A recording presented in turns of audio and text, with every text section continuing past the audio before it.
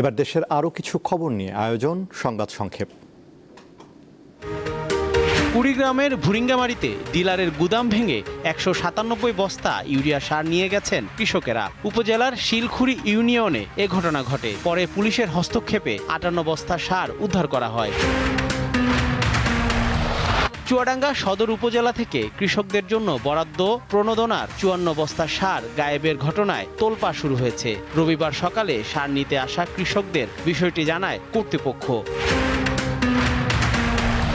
বাগেরহাটে পূর্ব সুন্দরবন এলাকায় একটি ট্রলারসহ ৫ জেলেকে অপহরণ করেছে বনদস্যু বড় জাহাঙ্গীর বাহিনী। বৈরী আবহাওয়ার কারণে আশ্রয় নেওয়া একটি ফিশিং ট্রলারসহ জেলেদের অপহরণ করা হয়। কক্সবাজারে শুল্ক ফাঁকি দিয়ে আনা ৩১ ভরি স্বর্ণালংকার সহ ২ চোরাচালানকারীকে আটক করেছে কোস্টগার্ড। এ সময় তাদের কাছ থেকে প্রায় ৭৫ লাখ টাকা মূল্যের স্বর্ণালংকার, মোবাইল ও নগদ টাকা জব্দ করা হয়। জামালপুরে ১৬টি বস্তায় ১৩টি ঘোড়ার প্রায় ১,০০০ কেজি মাংস জব্দ করেছে পুলিশ। জহিরুল মোহসান, দীপ্ত বার্তা কক্ষ।